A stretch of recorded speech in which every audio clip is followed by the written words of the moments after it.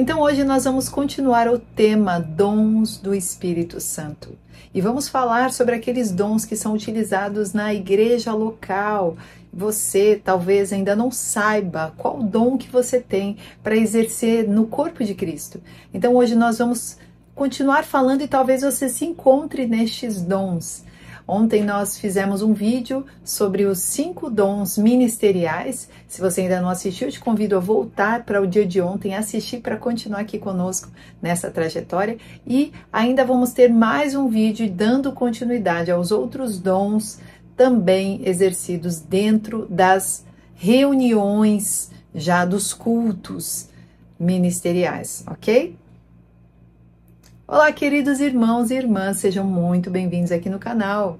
Eu me chamo Mari Garcia e este é o momento que você pode se inscrever. Ativa o sininho logo para o YouTube te avisar toda vez que eu postar um vídeo novo por aqui. Me segue lá nas minhas redes sociais e no meu segundo canal, Bíblia Falada com Mari Garcia.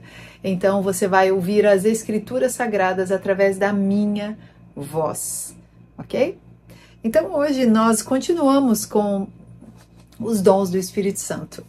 E para começar, eu quero ler com vocês 1 Coríntios 12, versículo 4. Há diversidade de dons, mas o Espírito é o mesmo. Há diversidade de serviços, mas o Senhor é o mesmo. Há diversidade de operações, mas o mesmo Deus opera todas elas em todos os homens. Então, cada pessoa, seja homem ou mulher, que nasce de novo após aceitar Cristo Jesus como seu Senhor e Salvador, recebe esta porção do Espírito Santo e recebe este dom espiritual, que não é a mesma coisa do seu dom natural, uma habilidade, um talento, embora possam lá na frente serem utilizados juntos, podem ter semelhanças, como por exemplo, eu desde pequena toquei piano clássico. Depois que eu me converti, o Senhor ele foi devagarinho me levando para o louvor e eu fui compondo músicas, tocando no teclado, depois comecei a cantar louvores. Então, o meu talento, que foi durante toda a infância ali sendo lapidado, depois juntou-se com algum dom espiritual e também eu pude exercer dentro do ministério junto com o talento e junto com o dom ministerial, ok? Estes dons, eles podem sempre operar apenas e unicamente dentro do corpo de Cristo. Se você não estiver exercendo o dom dentro do corpo, ele não é dom espiritual, ok? Ele é apenas um dom natural. Em 1 Pedro 4,10 diz, cada um exerce o dom que recebeu para servir aos outros, administrando fielmente a graça de Deus em suas múltiplas formas. Estes dons são, que nós vamos continuar hoje, os dons do serviço ao corpo de Cristo. Primeiramente nós falamos sobre os dons ministeriais e agora a gente vai começar falando sobre os dons do serviço do corpo de Cristo. Na verdade, tem a ver com você ministrar de maneira prática o seu dom aos companheiros da igreja.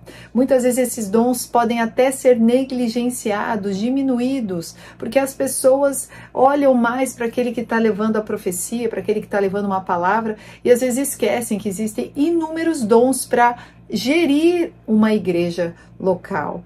Então, nunca devemos desprezar estes dons, pelo contrário, muitos destes dons que eu vou falar agora, que são os dons práticos para o corpo de Cristo, para o dia a dia, eles também são necessários para o funcionamento da igreja e para o funcionamento dos dons ministeriais que nós falamos anteriormente, ok?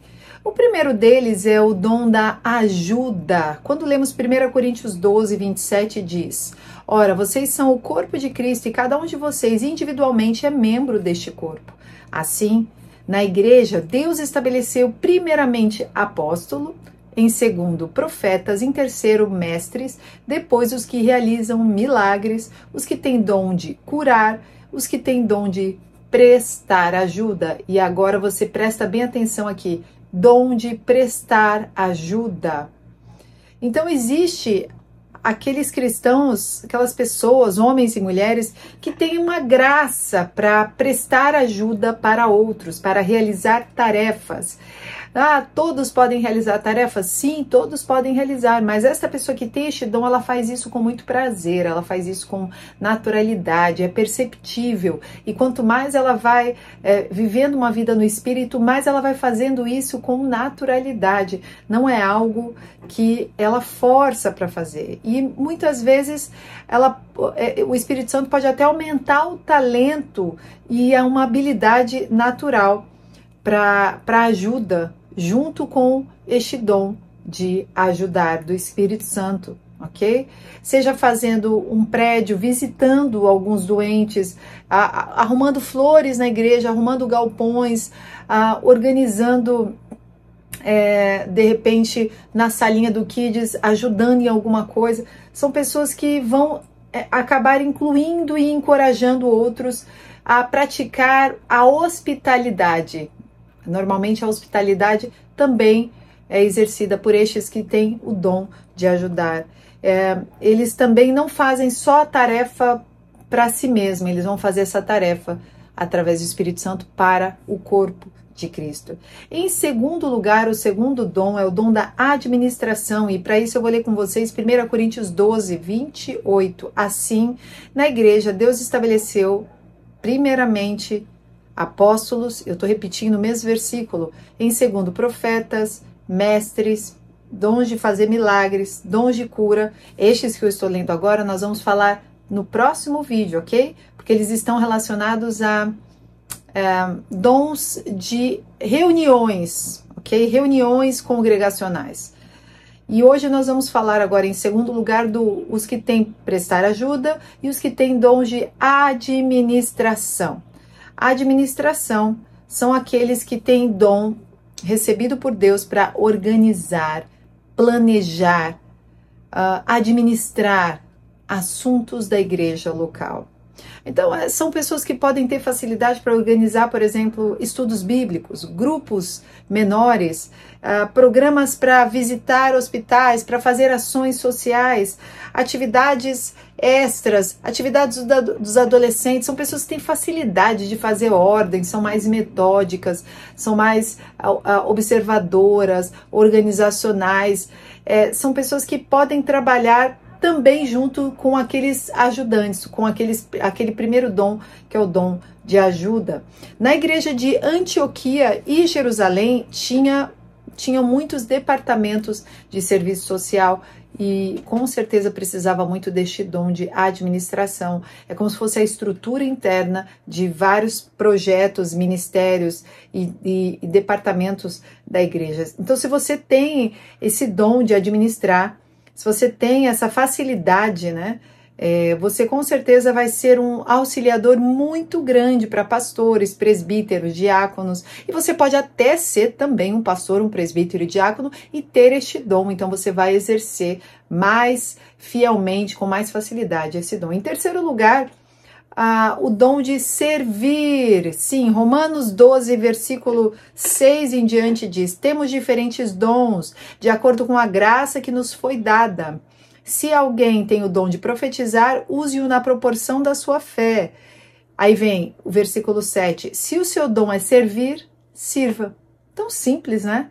Porque todo cristão é um servo. Todo cristão deveria ser um servo e servir o seu irmão.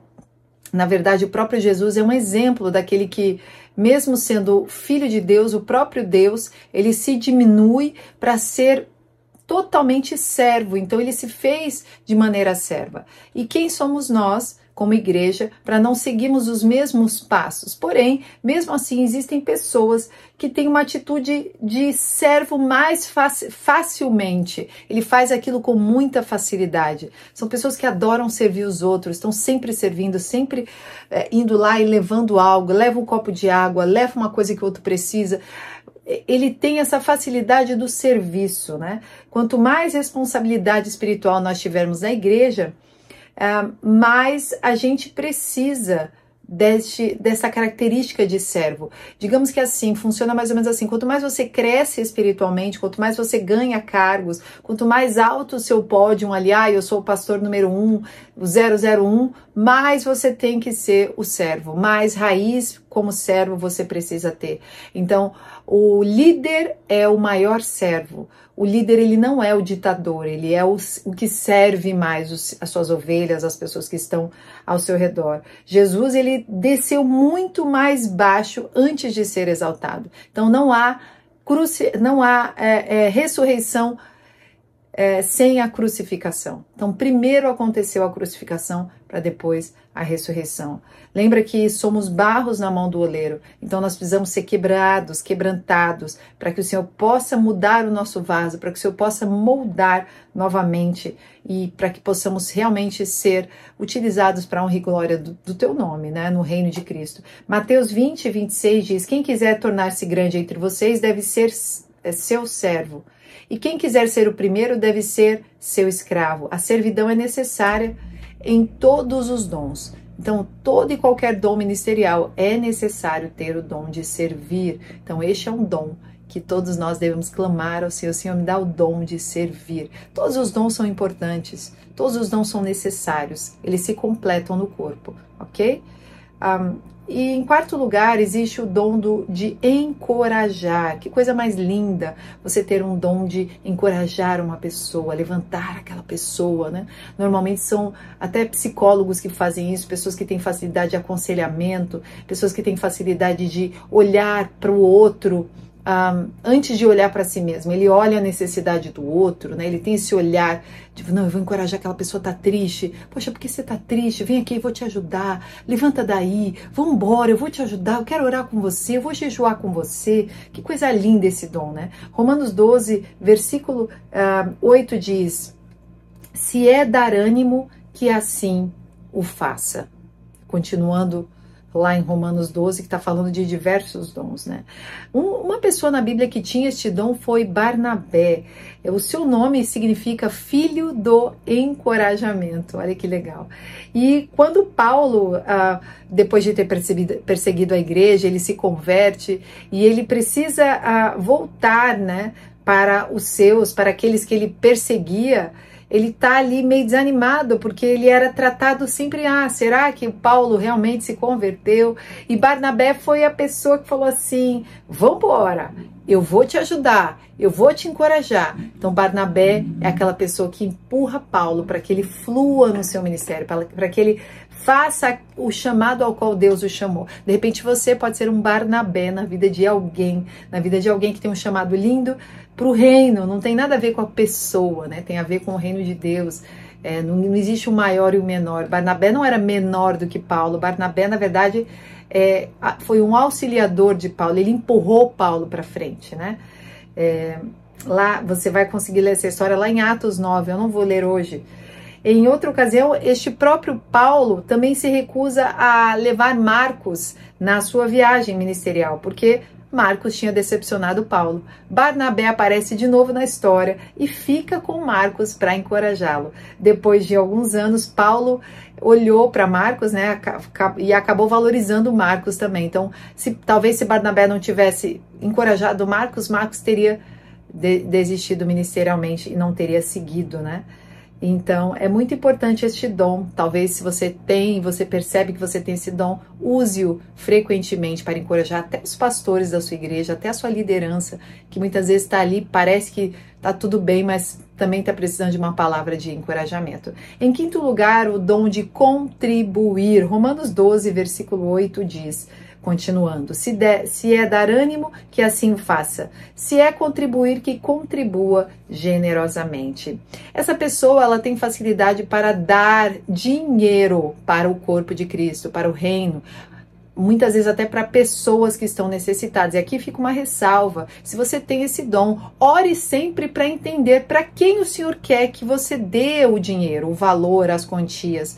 Porque pode ser que você esteja, de repente, dando dinheiro para pessoas que o Senhor não quer que você dê. Eu vou explicar. Tem pessoas que estão num processo, tem pessoas que perderam tudo, mas porque o próprio Deus tirou as coisas daquela pessoa, porque se ela continuasse com as coisas, ela continua com uma bengala, ela continua se sujeitando, ela continua se fazendo de vítima, e talvez você vai ser sempre aquela bengala na pessoa. Mas essa pessoa que tem o dom de contribuir é aquela pessoa que ele não espera nada em troca, ele quer doar, ele sente como se aquilo fosse algo muito natural na vida dele, né?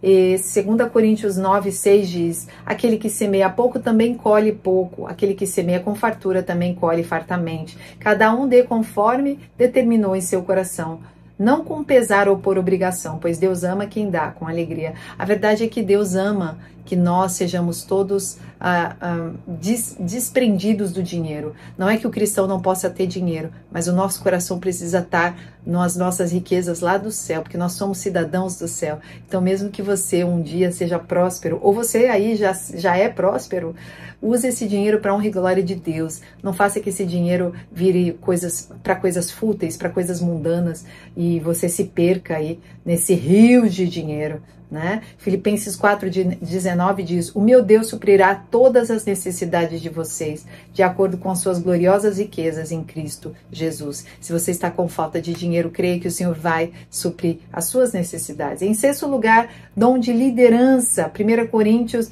12:8, lá no finalzinho diz: se é exercer liderança, que a exerça com zelo. Então, aquele que tem dom para liderança, facilmente ele é diligente para liderar, ele é sábio para olhar os outros, ele é um armador de jogada. Lembra do jogo de handball? Handball, existe um armador que fica ali no meio armando a jogada, né? Eu tô falando handball porque eu fui jogadora de handball, então eu sempre fui armadora. Eu amo observar e ver para onde que vai a bola, quem eu vou gerir.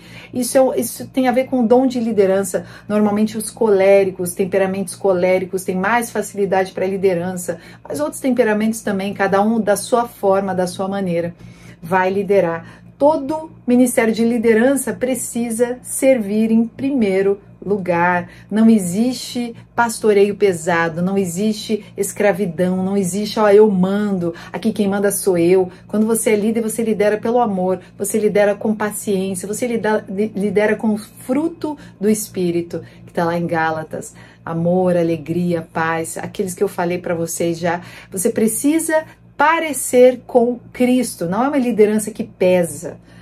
Então, em sétimo lugar, o dom é muito interessante, muito importante, muito bonito, que é demonstrar misericórdia. Romanos 12:8 de novo, né? Nós estamos lendo direto isso. Diz lá no finalzinho: se é mostrar misericórdia, que o faça com alegria. Então, é aquela pessoa que ela olha para aqueles que se arrependeram do pecado, para aqueles que cometeram um pecado grave, para aqueles que estão ainda no pecado, para aqueles que estão passando por situações difíceis. Ele tem um olhar extremamente de misericórdia. Ele chora com os que choram, ele sofre com os que sofrem. São pessoas que rapidamente vai querer abraçar, vai querer trazer, vem cá que eu vou te ajudar, vem cá que eu quero estar contigo. Então, todos nós temos que ter esse dom, é muito importante, mas tem pessoas que têm facilidade de trazer de volta o perdido, né? Deus, ele é misericordioso em todos os detalhes, tanto é que nós temos a parábola da ovelha perdida, onde haviam 99 ovelhas e uma mísera fugiu, né? Então ele larga as 99 para ir buscar uma. Então o Senhor, ele está interessado em buscar as ovelhas perdidas. Talvez vocês tenham encontrado algum dom aí que se pareça com você. No próximo vídeo nós vamos falar sobre os outros dons, como dom de curar, dom de milagres, palavra de conhecimento, palavra de sabedoria, que são bem interessantes também. E eu tenho certeza que você vai encontrando aí devagarinho e você vai determinar qual é o seu caráter em Cristo, quais dons espirituais você tem. Isso vai ser muito bom para a sua trajetória. Amém? Deus abençoe e até o próximo vídeo.